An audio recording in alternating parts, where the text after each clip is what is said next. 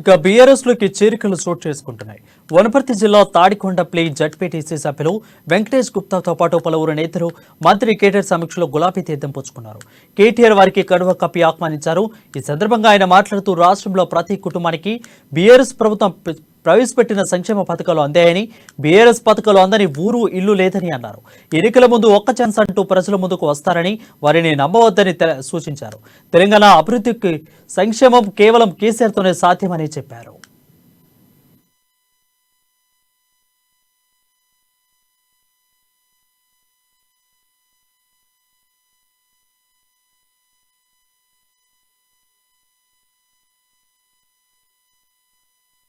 కొద్దిగా పెద్దగా అంగన్వాడికి పోతే ఇచ్చే ఆరోగ్య లక్ష్మి కావచ్చు, బాలామృతం కావచ్చు, ఇంకొద్దిగా పెద్దగా గవర్నమెంట్ బడికి పోతే పెట్టే సన్నబియ్యం కావచ్చు, ఆ తర్వాత కాలేజీకి పోతే ఇచ్చే స్కాలర్షిప్ కావచ్చు, ఇంకొద్దిగా అయితే ఇచ్చే ఫీజు రీయింబర్స్మెంట్ కావచ్చు, ఆ తర్వాత నేను విదేశీ విద్యకు పోతానంటే ఇచ్చే విదేశీ స్కాలర్షిప్ కావచ్చు, ఆ తర్వాత మరి బ్రహ్మాండంగా స్థిరపడడానికి కొలువుల కల్పన కోసం పెట్టుబడుల ఆకర్షణ కావచ్చు, లేదా వ్యవసాయం చేసుకుంటానంటే రైతు బంధు రూపంలో 76 ఏళ్ల స్వాతంత్ర భారతదేశంలో ఏ నాయకుడు చేయని విధంగా 73,000 కోట్ల రూపాయలు 70 లక్షల రైతుల అకౌంట్లో వేయడమే కావచ్చు, లేదా కుంటేడు భూమిన రైతుకు కూడా రాష్ట్రంలో ఎవరైనా సరే కులాలకు మతాలకు అతీతంగా రైతు బీమా లాంటి కార్యక్రమం తెచ్చి 5 లక్షల రూపాయలు వారి కుటుంబం ఖాతాలో వారం తిరగకుండే, వారు చనిపోతే ఏ కారణం చేత చనిపోయినా వారం తిరగకుండా వేయడం కావచ్చు, లేదా కుల వృత్తులకు ఊతం ఇచ్చే విధంగా